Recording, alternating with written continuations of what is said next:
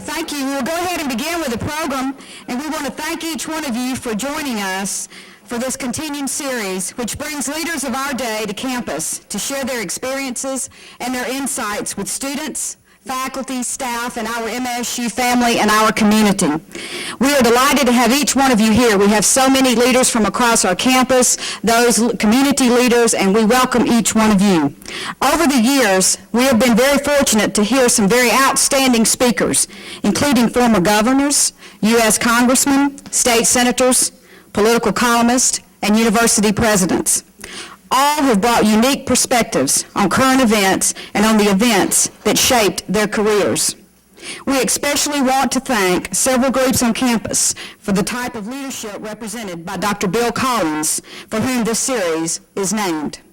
Without their knowledge, without their dedication, this series would not continue to feature the type of excellent speaker that we have today. Mr. Goldwater, we welcome you to Mississippi and to Mississippi State University, and we look forward to your remarks.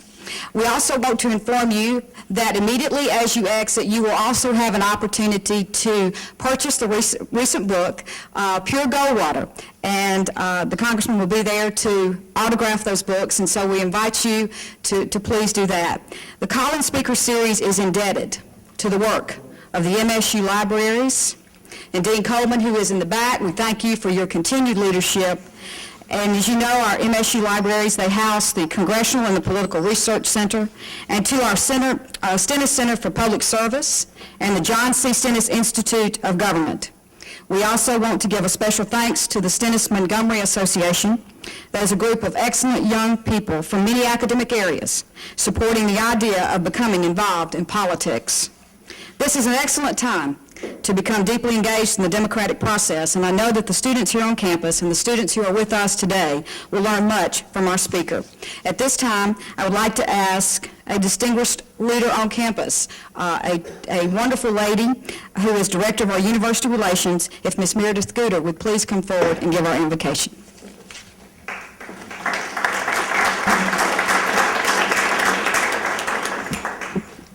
Would you join me in prayer, please? Gracious God, during this time of decision for our country, we thank you for the freedoms we have, especially those that allow us to have a voice and a vote. We pray for leaders who place the common good above personal gain, who value the exchange of ideas over ideology, and who accept the responsibilities as well as the privileges of leadership. We ask for wisdom for ourselves and our leaders. We thank you for the many leadership opportunities this university provides to students and for their willingness to learn the value of public service. And we thank you for the example of leaders here who have come before them. Be with our country and our university in the weeks ahead. In your name we pray. Amen. Thank you, Meredith. That was a beautiful prayer. Thank you. Now I have the honor of introducing Dr. Roy Ruby. And it is indeed a pleasure to introduce one of Mississippi State's longtime leaders who is now serving as our interim president here on campus. There is a quote that I like, and it goes like this. It says, "To be ordinary is easy, but excellence requires commitment." Our interim president, Dr. Roy Ruby, has demonstrated that commitment, and he continues to demonstrate his commitment to MSU and to MSU's future. Dr. Ruby was raised in Yazoo City in Belzoni. He holds a bachelor's and a master's degree from Mississippi State University and a doctorate from the University of Mississippi. Prior to his retirement in 2004, he worked for MSU for 40 years, including 17 and a half years as Vice President for Student Affairs and 3 years as Dean of the College of Education. For one and a half years, he was both Vice President and Dean of the college simultaneously. Dr. Ruby has been married to Patricia Randall for 46 years. They have 2 children. Their daughter Mary also has their 2 grandsons, and their son Robert is a special agent with the FBI and stationed in New Orleans. In his many student affairs roles, Dr. Ruby has become an icon on this campus. He is known for his quick wit, his incisive ability to analyze, his progressive approaches, his love of his rocking chair, and his love, his dedication, and his service to MSU. And in recognition of his 4 decades of contribution to the students and to this campus at Mississippi State University, the university in 2004 named one of its premier residence halls in Dr. Ruby's honor. Ruby Hall today is one of the most sought-after residence halls on our campus. Throughout his career, Dr. Ruby has time and time again approved and continued to prove his willingness to assume roles that help Mississippi State move forward. Currently, he assumes the top leadership position at Mississippi State, and we are all honored to have him at the helm. So would you please welcome a gentleman that I'm honored to work with, our leader, a true bulldog, our interim president, Dr. Roy Ruby.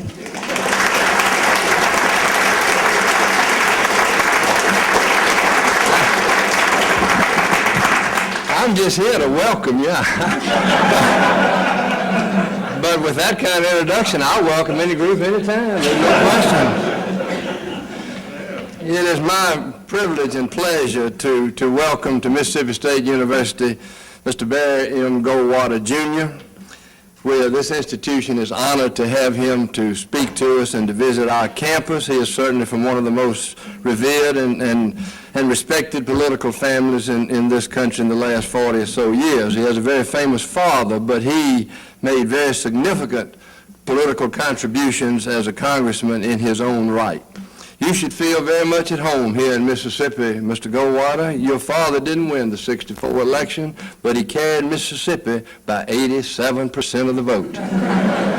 It wouldn't take him but a couple more Mississippi and you could have moved in the White House.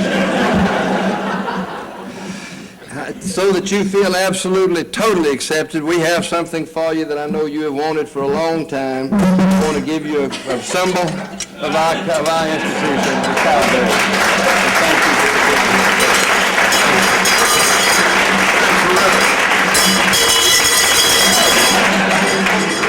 That's the way it is.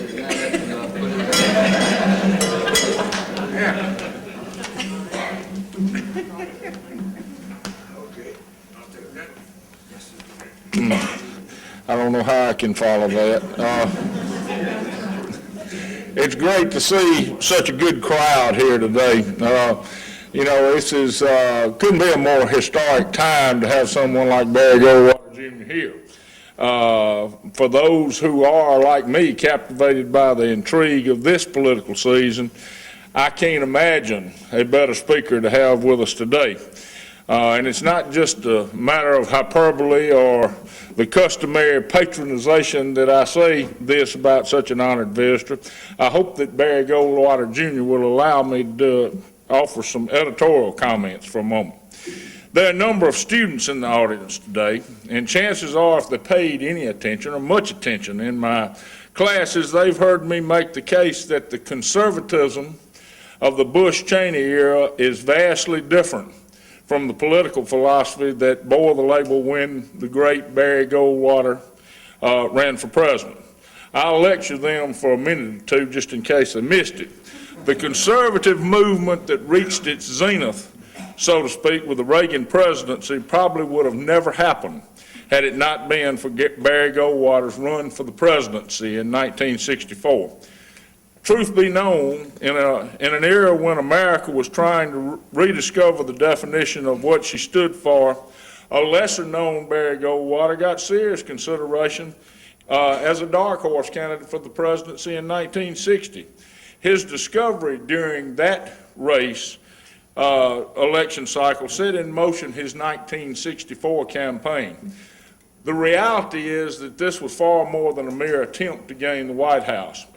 Rather, this campaign was all about describing a concept of limited government that was in keeping with the textbook definition of conservatism. It is not that much of a stretch to state that Barry Goldwater's campaign, based as it was on the ideals of conservatism that are enduring, but that had been lost track of during the era of the New Deal, breathed new life into the bedrock conservative political philosophy of Edmund Burke. William F. Buckley Jr. and other conservative intellectuals of the day were ecstatic at the prospects of having their ideas make it to the front lines in an election for the highest office in the land. It is the nature of those ideas that I hope we're able to learn about today. Barry Goldwater's conservatism was about being ever vigilant to limit the intrusion of government into the freedoms that belong to individuals. In his day, Goldwater was concerned about the tendencies toward big government liberalism that remained a part of the aftermath of the New Deal, but also with the New England liberal elites of his own Republican Party. By the way, students question your credibility today when you describe the liberalism of the Rockefeller wing of the Republican Party. They don't believe they existed. Of greatest interest to me, and the reason why I'm so pleased that Barry Goldwater Jr. is here today, is to learn what the keeper of his father's ideological flame has to say about the philosophy that passes for conservatism today and how it compares to that of his father. Barry Goldwater Jr. has certainly established his own credentials to be able to make such assessments. He's been a member of Congress and has been heavily involved in the presidential campaign of Republican Libertarian Ron Paul. But I've perhaps learned more about his feelings on the current competition of political ideas from accounts of his debate with his niece, Cece Goldwater, who recently endorsed Democratic nominee Barack Obama. When I read that, I couldn't help but wonder what her esteemed grandfather would have thought. I found my answer in Barry Goldwater Jr.'s rather pointed reply. I would love to be around the Thanksgiving table to hear the rest of that discussion. But this does serve to point out the confusion that now reigns in the conservative camp. It is not only C.C. Goldwater, but also William F. Buckley's son, Christopher, who was banished from his father's bastion of conservative thought, the National Review, for himself, endorsing Barack Obama. With the election upon us and the philosophical contrast that it represents, there could not have been a better time to have Barry Goldwater Jr. in our midst than this. So many of the practices that have become common in the Republican campaigns today would be viewed critically by the senior Goldwater. For example, the increasing influence of the Christian right on the Republican Party of today so conflicted with Barry Goldwater Sr.'s libertarian views that he became a vocal opponent of the religious right on issues of abortion, gay rights, and the role of religion in public life. It is difficult to imagine a campaign today without the wedge-producing emphasis on these issues. One of the most important lessons to be learned from the lives of Barry Goldwater and Barry Goldwater Jr. has to be their abiding emphasis on the importance of the policymaking arena as a place for the competition of ideas. Barry Goldwater was friends to John F. Kennedy as well as Joe McCarthy. It goes without saying that he didn't agree with both, but it was the ideas with which he took issue, and not the right of their purveyors to hold them. Students today should learn to formulate, articulate, and defend ideas and to refrain from attacking personally those that think differently than they do. It is a pleasure to have Barry Goldwater Jr. with us to demonstrate just how this is done. One last bit of nostalgia. In your heart, you know he's right.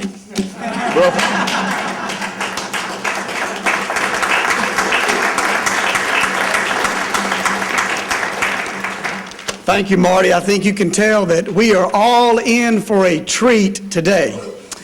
I first met Barry Goldwater Jr. several years ago when he was participating in the Stennis Center's Congress to Campus program. As you know, he's a former member of the United States Congress and the House of Representatives. He represented California in the House from 1969 until 1983. And of course, you know that he's the son of the late Arizona Senator Barry Goldwater, who ran for president in 1964. You have his whole bio in your program, and I'm sure you've read that by now, so I'm not going to recite all of the information that's in there. The main thing that's in there is that he's been successful in everything he's done, from business to politics. But I thought I would give you a few nuggets of things that you may not know. He represented Beverly Hills in the Congress. His first campaign had 2 honorary co-chairs, John Wayne and Bob Hope. He's also a licensed airline pilot, and I found out a new nugget just about an hour ago when we were riding down Highway 12. He looked up and saw the Piggly Wiggly and said, "You know, my first job was at a Piggly Wiggly." But I also want to tell you that he reminds me a little bit of our own beloved Sonny Montgomery, because to know him is to love him, and he's just a wonderfully nice person, genteel person, one of the most friendly people you'll ever meet, which is one reason we're in for such a treat. Earlier this year, along with his high school boarding roommate, John Dean, who was the former legal counsel to President Richard Nixon, he wrote the book that you see for sale outside, Pure Goldwater, which talks about the private thinking, the diary of his father. So we're going to get a chance to hear about that today. He's been on a book tour. He just got back from the Ronald Reagan Library out in Simi Valley, California. So we're particularly thrilled that he's here with us at Mississippi State University today. So now please join me in giving a warm Mississippi welcome to a man of great wit and charm and intelligence, Barry M. Goldwater, Jr.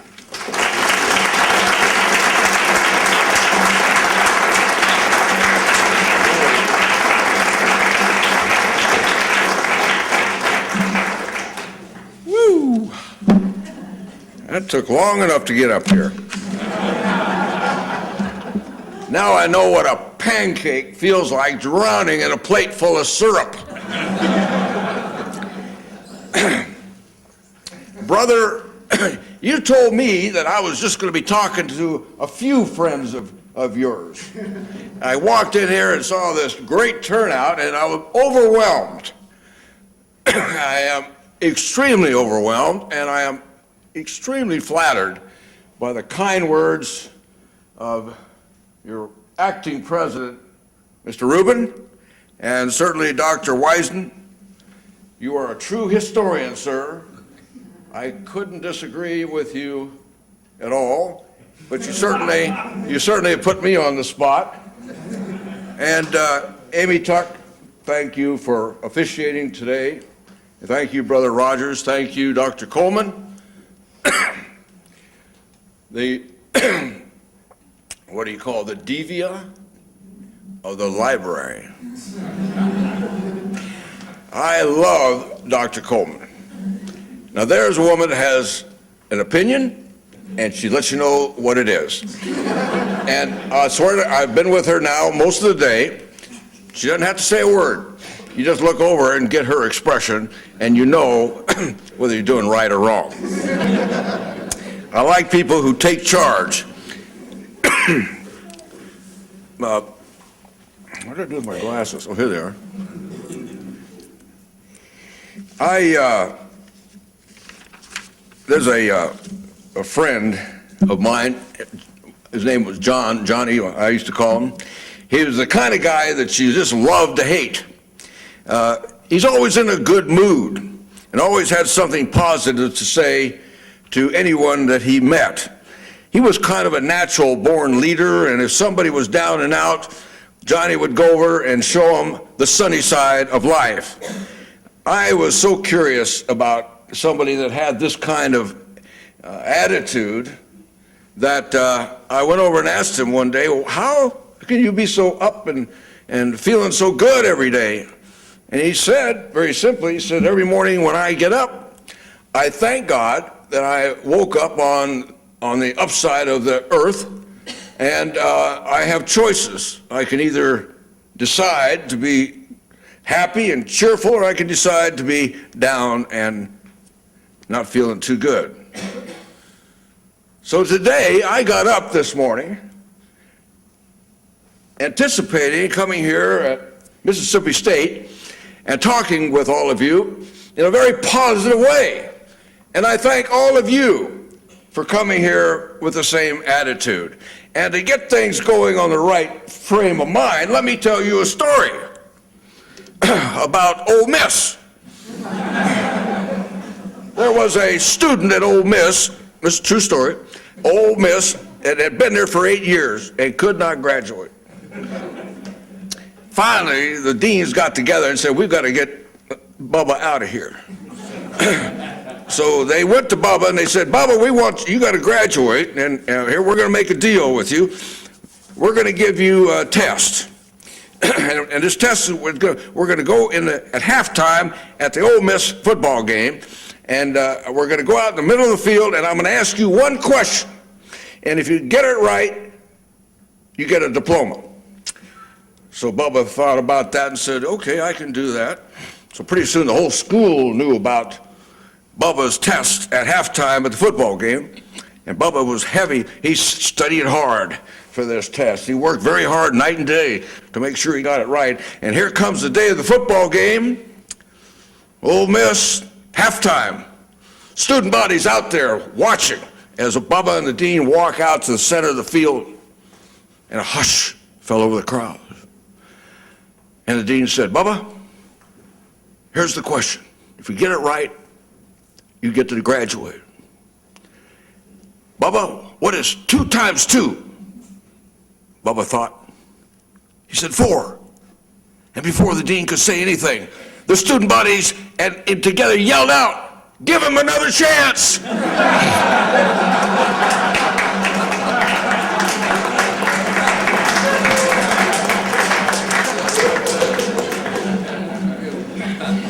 Well, I am delighted to be at Mississippi State University, and I thank Brother Rogers and Brian and everyone at the Stennis Center.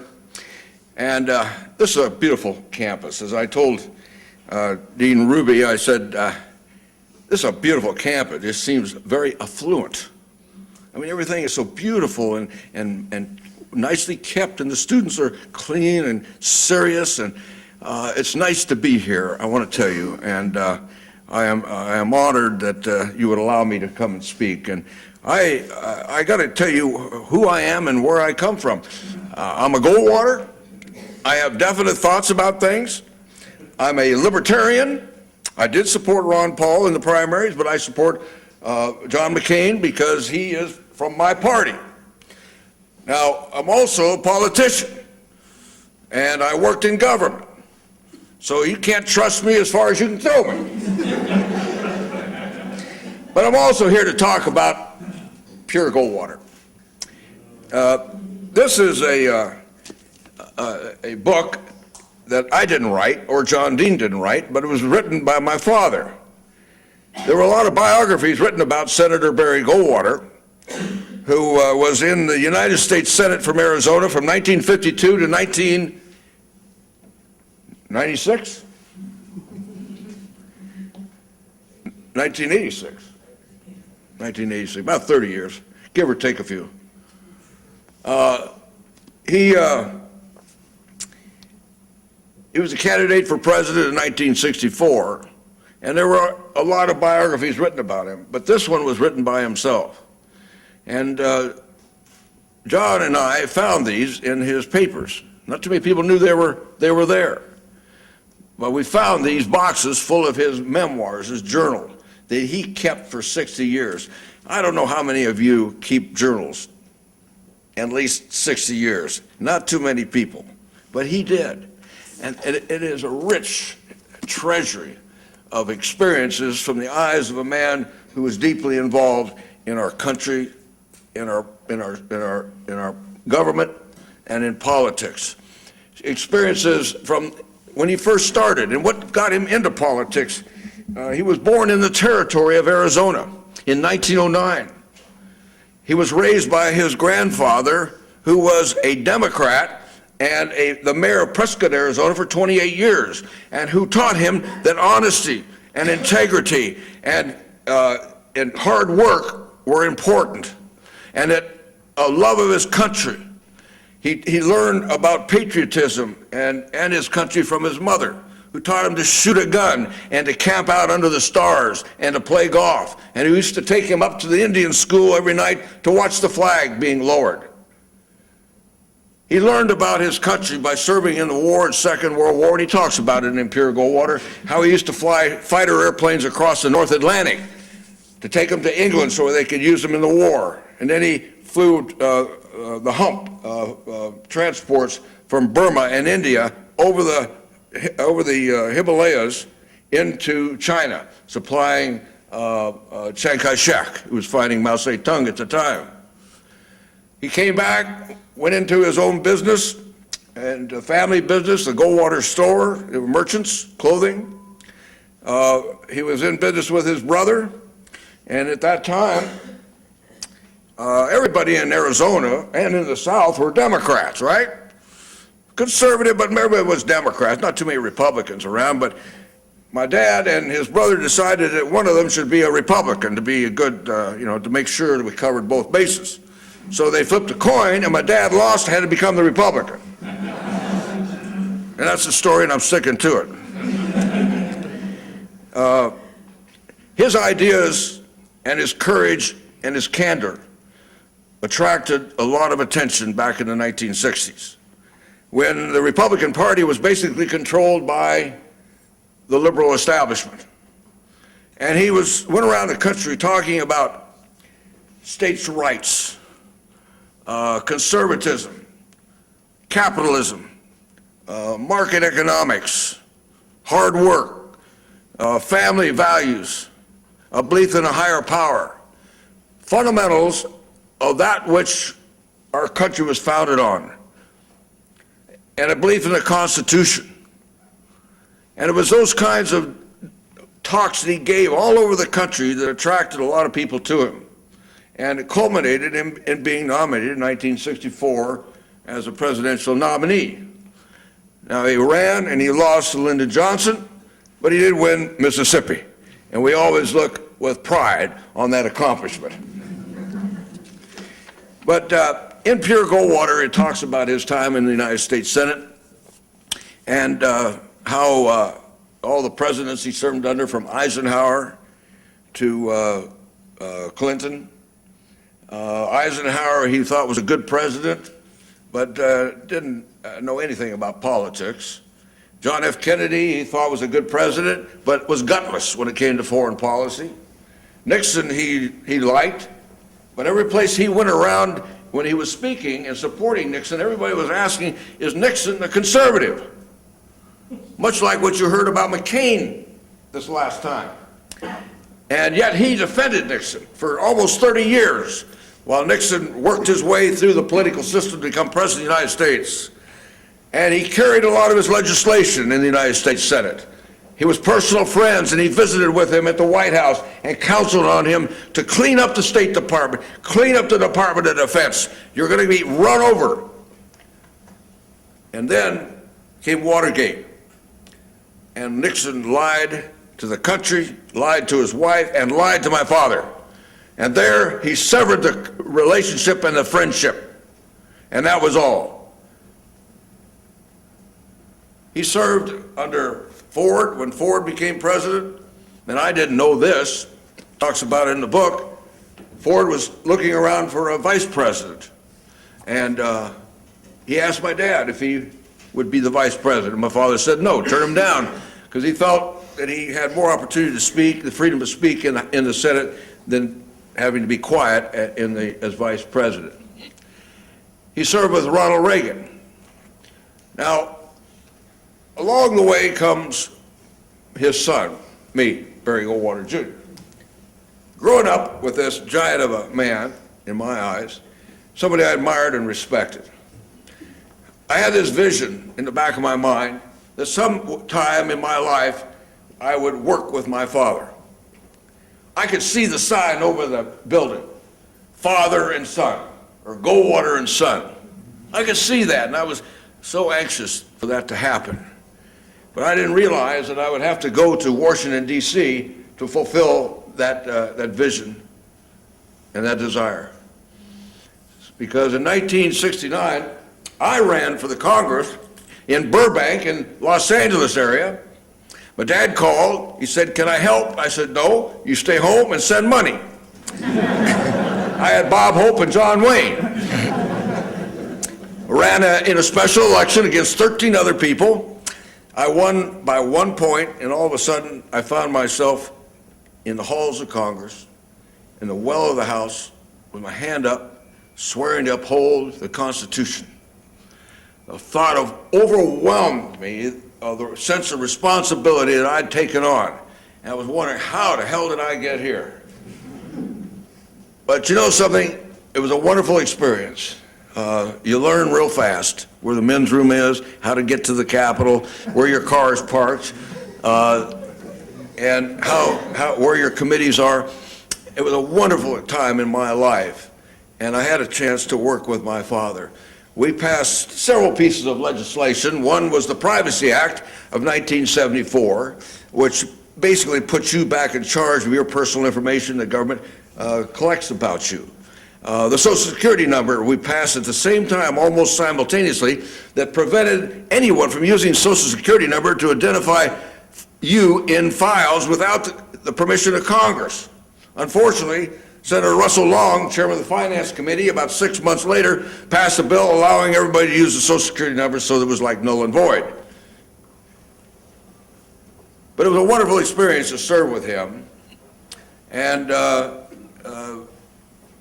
look back with a great deal of pride of the standard that he set for politicians coming, and for the philosophy that basically said we need limited government, limited taxes, maximum freedom. And that's what libertarians are about. But today, you know, we're in the midst of a very historical and interesting political time. I don't know about you, but 2 years is probably 2 years too much. And in pure Goldwater, my father was concerned about the length of time that these campaigns, and expressly concerned about the extravagant costs of political campaigns, that this was freezing a lot of people, good people, out of the government because of the cost of running for election. And he had a simple solution: limit the time.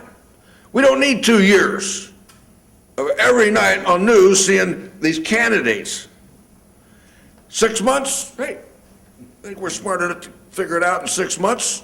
Primary, 6 months of general. You can only spend so much money inside 1 year. So we need to address that. And it was a concern that my father had. It's a concern that a lot of people have.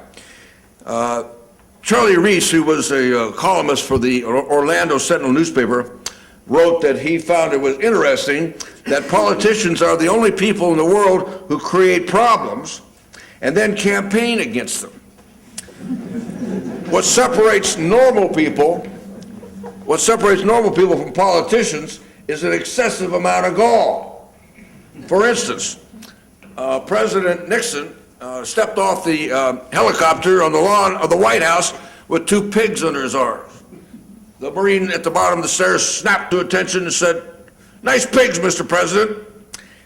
Which the President admonished the Marine and said, "These are not just ordinary pigs. These are genuine Arkansas Razorback hogs. I got one for Nancy Pelosi, and I got the other one for Harry Reid." The Marine snapped to attention and said, "Yes, sir, Mr. President. Excellent trade."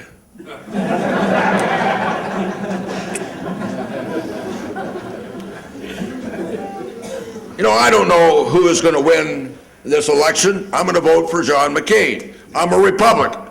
And it really makes me mad, Doctor, when I hear Republicans jumping ship just because they don't agree with their candidate and going over to the other party.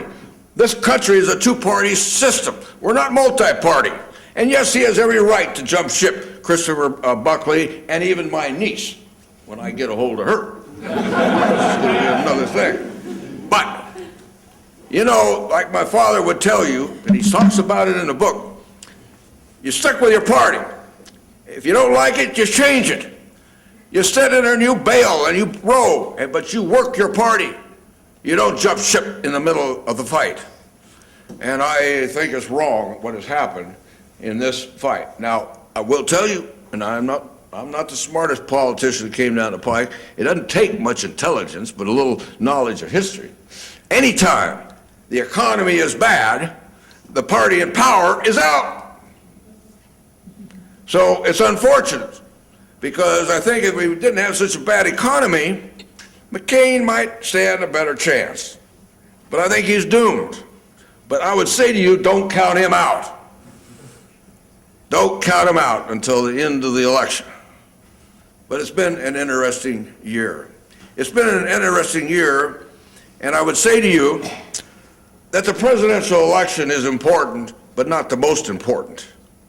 Because the president only proposes things. It's the Congress that authorizes rules and regulations, that creates these taxes that we have to pay.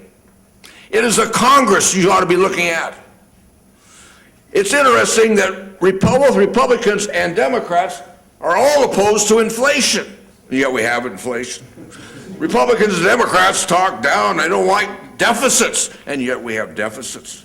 They talk about changing the tax code, both Republicans, but we have a runaway tax code. And our fiscal policy is a mess. Politicians spend an inordinate amount of time trying to convince you that it wasn't their fault. So it's an important election that we look at our congressional elections and that we look at local elections. I think it suffices to say that diapers and politicians both need to be changed, and probably for the same reason.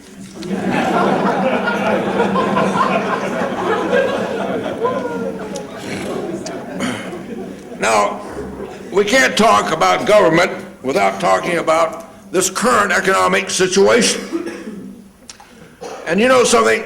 I am ashamed as a conservative Republican to watch my president, a supposed conservative, authorize and ask for $700 billion of your tax money to bail out the crooks who created the problem. They call that conservative socialism. Or what do we say? Compassionate conservative socialism. I see, you know, one of the qualifications of being a member of Congress is not being intelligent. You know, that's not one of the requirements.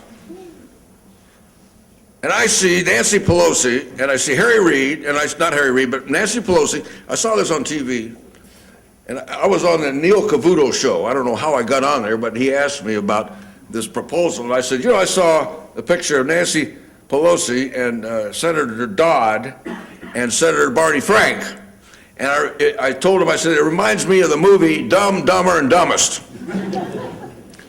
Because here are people who are part of the problem.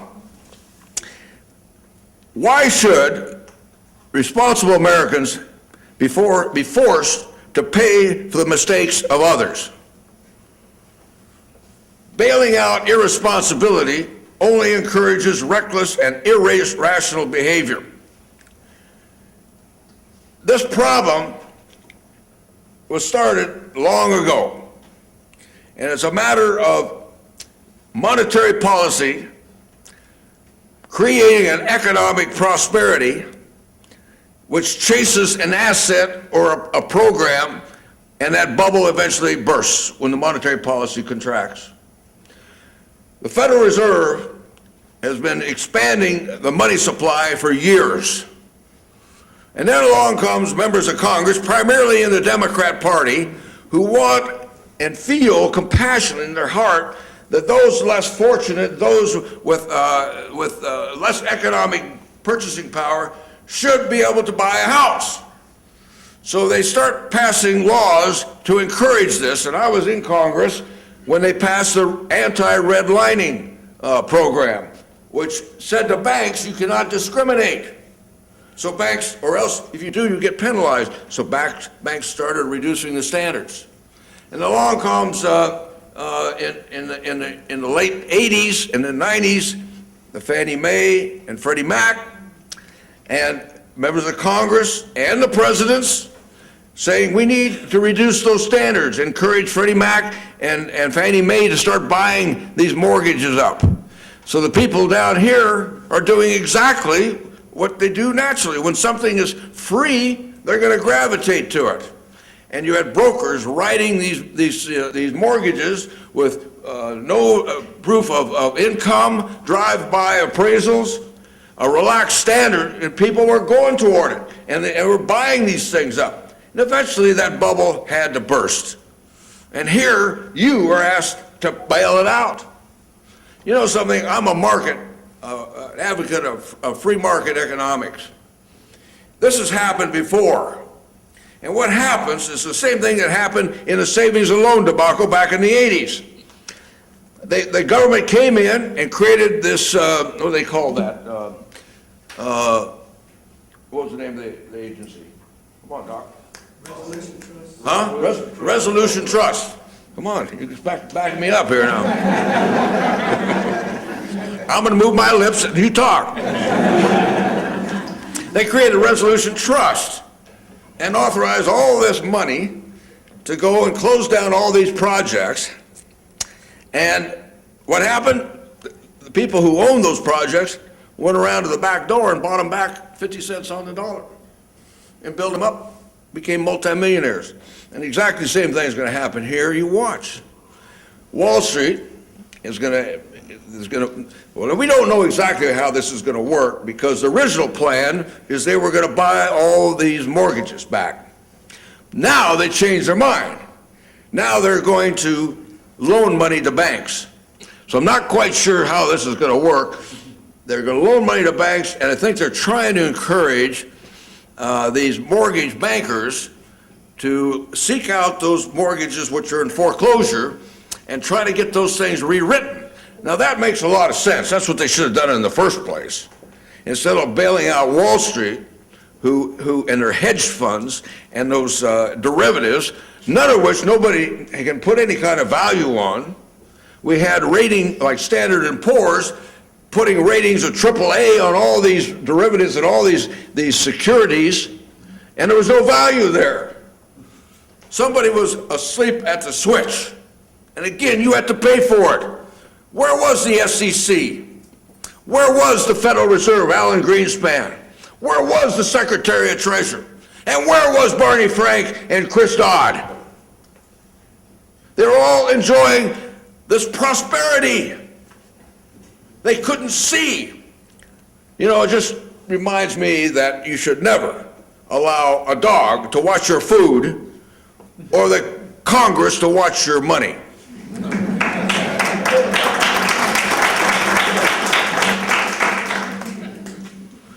Well, Congress operates on the 50-50-90 rule. They have a 50-50 chance of it being right, but a 90% probability of it being wrong. Well, I'm not an economic expert, but I follow this thing, and it seems to me the free market rewards investment, if it's a good one. You invest your money into whatever in hopes that you're going to be successful. You start a small business because you have a great idea. You want to be a restaurateur, and you put your heart and soul into it. But you fail. You don't have the customers. You're not providing the food that the people want. And you fail.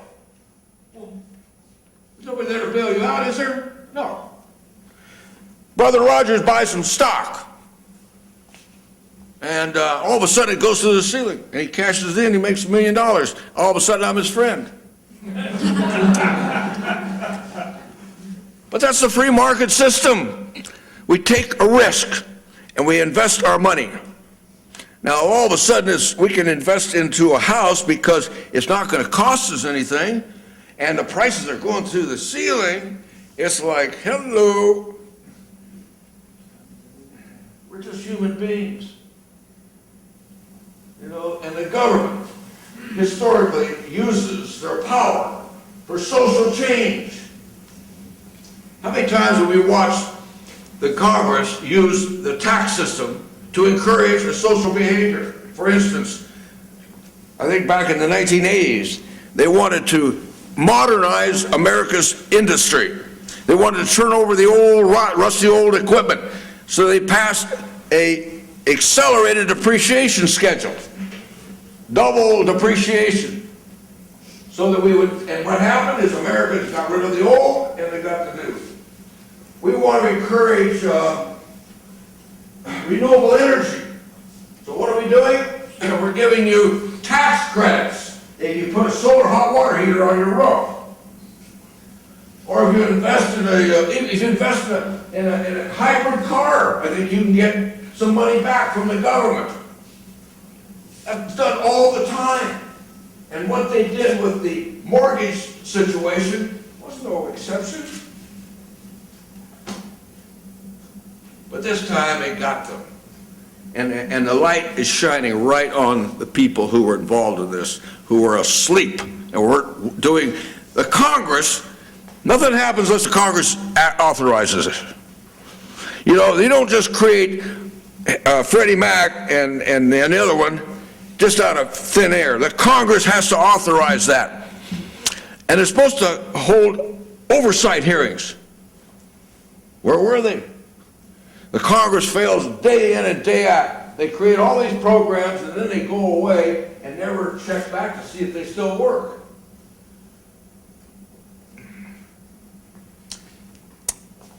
In Japan, in the 1980s, they had the same situation, a meltdown. And the Bank of Japan and the Japanese government tried to prop up their economy. And it caused that situation to go longer and longer. And the same thing will happen here. Those people who were involved on Wall Street, who securitized these and then bought them and stuck them in their hedge funds and got those lousy ratings from Standard & Poor's and others, and then they took big fees, and their presidents got multi-million-dollar parachutes.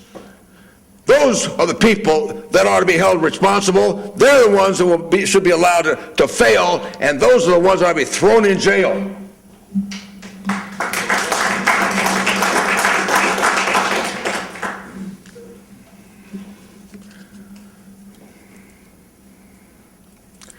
Anyway,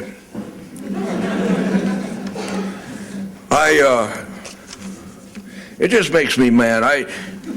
You know, we definitely need government. There's no question. I mean, we need somebody to say we need red and green stoplights, you know, so we don't run into each other. And, you know, I believe that we need a safety net to help those who are less fortunate.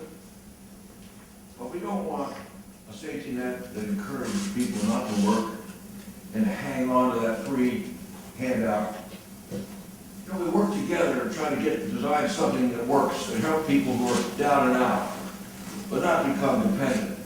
You know, they say something like 60% of the American people, in some form or another, are a recipient of government money.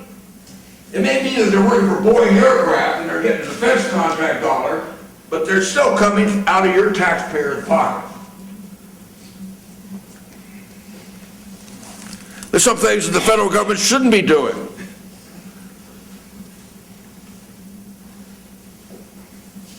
I believe in Barack Obama's, and I think McCain said the same thing. We need a thorough cleaning from the top to the bottom. Take a look at every program and put it to the test. We cannot keep spending. We are now over, what, $13 trillion in debt. You know what $1 trillion looks like? I was teaching school at Moore Park College. If I had a blackboard, I would do it up here. But I said, here's $1 trillion. I went up the blackboard, I put the dot there, and I said, started making circles like that. I did it 12 times. That's $1 trillion. That doesn't mean much. But if you realize that the moon is about 360,000 miles from Earth, $1 trillion lined up to each other would go from Earth to the moon 200 times. It's still hard to imagine. It's a lot of money. And all we're doing is saddling this debt on the future of America. Well, I enjoy coming to Mississippi State, and I especially enjoyed talking to the students. And I was a member of Congress at a pretty young age. I was 29 years old, one of the youngest at that time. And it was a wonderful experience. And I would encourage any young people that have just the slightest interest in government or politics or history, to think about getting involved. Well, yeah, be a candidate, run for mayor or city council or Congress or president. But it's a wonderful place to live your life in service to your country. It's one of the most wonderful experiences I had as a congressman is in the summer we'd had student interns who would come to us from universities, and I had like every year about 5. And after everybody went home at night, we'd get in my office and we would fight and fiercely debate each other. And at the time, we were talking about Watergate. And of course, Nixon was not guilty. No, he's a Republican, right? Not my man, Nixon. Every one of my university students that studied it said, Mr. Congressman, you're wrong. Well, we had some diligence. We had some great conversations. And in the end, I voted for impeachment. They were right. My man was guilty.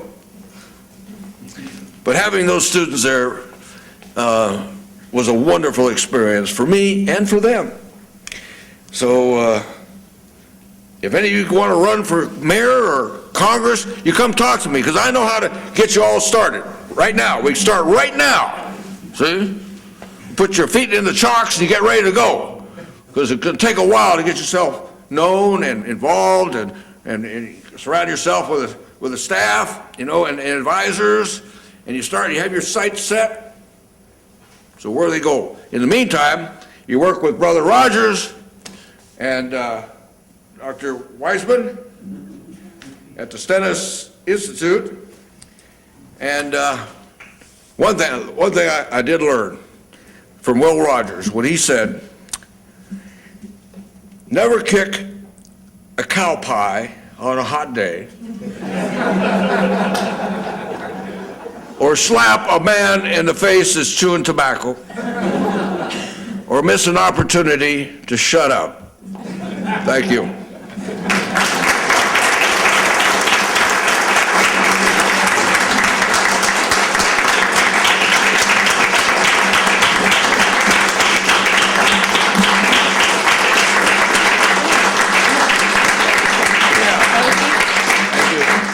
Wasn't he great? Thank you so much, Congressman Goldwater. We're going to ask if anybody has any questions at this time to pose to Congressman Goldwater.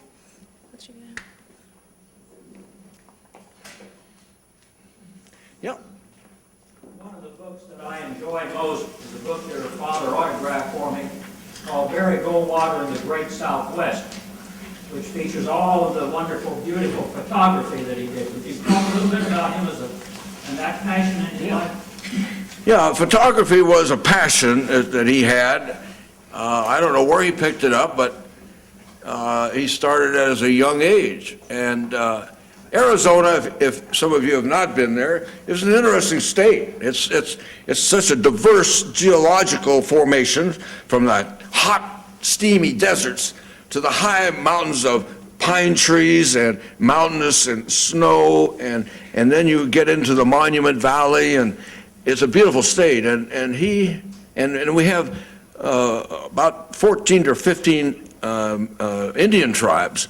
So he spent a lot of his early years photographing the Indians and photographing Arizona. And they are photographs today that you would never see again, because the people and the area has changed. But he was recognized by the Royal Society of London for his photography. He has published about 3 photographic books, and he did a movie down the Colorado River in wood boats that he did, narrated, and did the soundtrack and did the whole thing. And it's a wonderful motion picture showing the ruggedness of the Colorado. But he loved photography, and one of the ways I worked my way through college was working in his laboratory and blowing up his photographs 8 by 10. Every day I went in that laboratory and smelled those chemicals and blew up his photographs. And so I know what you're talking about. He He took a lot of pictures. Yes. Where do you think the Republican Party will head in the future? Well, that's a good question. I meant to talk about that a little bit because Dr. Wiseman in his comments asked the same question, and I intentionally ignored it.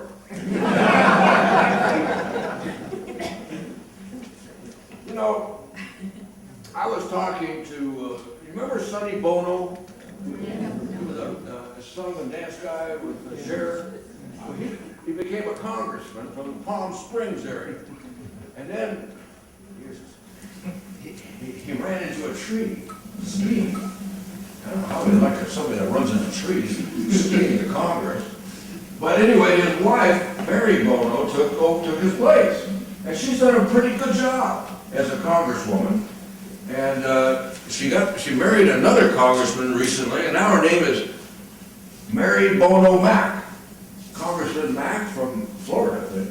Anyway, I happened to be talking to her today, and she asked me if I would endorse her for Congress.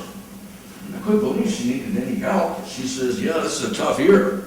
It's a tough year for Republicans. And I said, yes, absolutely I would. And we got talking. She said, afterwards, we need to get this Republican Party and move it back a little bit to the middle. And I said, oh man, I'm with you. We'll help. And because what's happened is in 1994, the Republicans were on the verge of being a majority party with Newt Gingrich and the Contract for America and Tom DeLay. They took over the Congress. And then we had George Bush elected president on a conservative platform. Well, was it 2006? The Republican Party became everything it had campaigned against. And Christopher Buckley was right.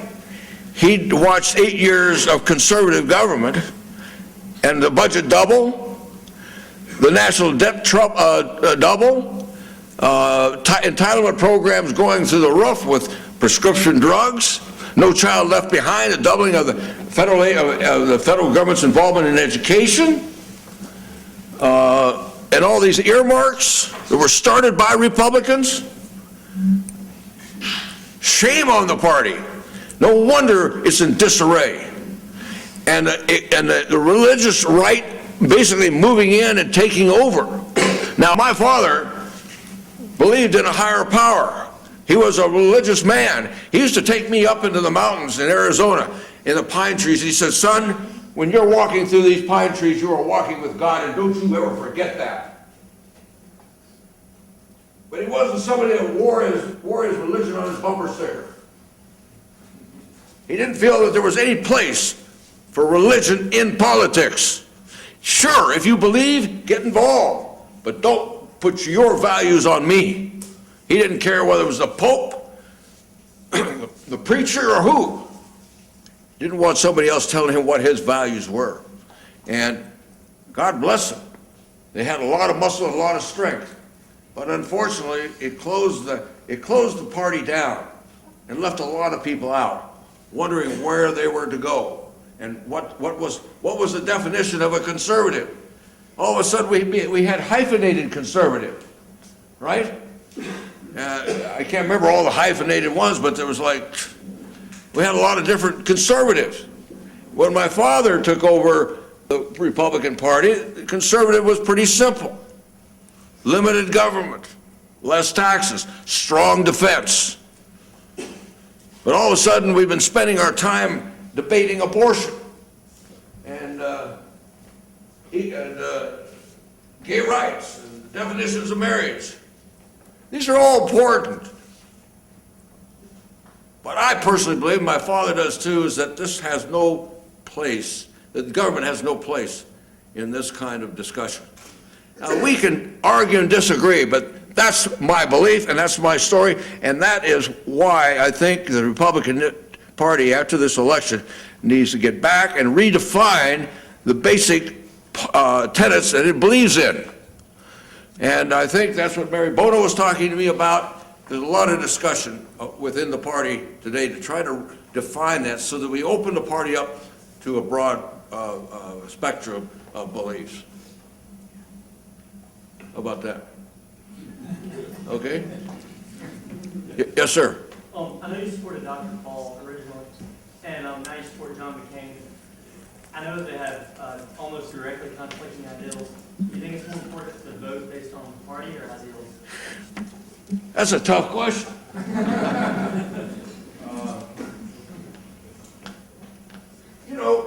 Ron Paul ran, I think, for president as a libertarian at one time. And this last time he ran as a Republican. Even though he was not given the due and the respect that I think he deserved as a candidate, he got more attention in running as a Republican than as a third party. I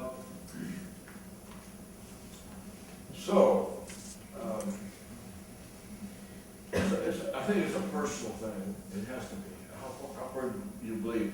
I believe that we've got to work and keep our party as strong as possible. And John McCain doesn't turn me on a great deal, but I think he'd be a lot better than having the most liberal senator in the United States Senate as president. I think John McCain's far more conservative than Barack Obama. And so politically, I have to support John McCain. But I also support him because he's running as a Republican. So it's not an easy answer to your question. It's all a personal thing that you have to think about. But I don't want to see you jumping ship. At least don't tell me about it. We're going to take one more question if there is another question anybody would like to ask. No more? Huh? You're off the hook now. No, they're still thinking. I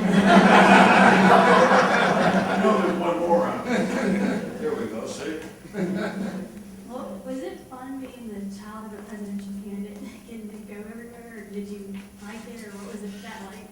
Well, the question is, was it fun being the son of a presidential candidate? And, yeah, it was terrific. I mean, that was a ball. I took a whole year off from my work. I was a stockbroker. Out of college, I went to California, became a stockbroker, and I took a whole year off, and I traveled all over the United States. I was in every state except Alaska and Hawaii. My brother went there. And I just traveled and spoke and talked and campaigned, and it was a great experience, yeah. And being in Congress is fun, too. I got to meet a lot of fun, real important people. I got on one piece of paper the autograph of the president of Egypt, Anwar Sadat, and I guess it's the prime minister of Israel, Menachem Begin, on the same piece of paper when they were on the lawn of the White House signing the peace accords. I mean, God, not too many people get a chance to do that. I got a chance to go to the Antarctic. Who goes to the Antarctic? Anybody been? Nobody goes to the Antarctic. I was a member of Congress, got to go to the Antarctic. Had to go down there and check it out and make sure it's still down there. You know? It's one of those, they call that a junket. I had lunch with the president of the Philippines, Marcos, in his palace. I didn't get a chance to see Imelda's 2,000 shoes, but I had lunch with Marcos. It's wonderful being in government and politics, as you do. You get a chance to meet some important people, like former Lieutenant Governor Amy Tuck, and the acting dean or president, or interim. We're going to make him full-time before he knows it. Well, listen, you know what I told Dean Ruby was that if he's interim, that means he's got one foot in the canoe and the other foot on the bank, on the ground. It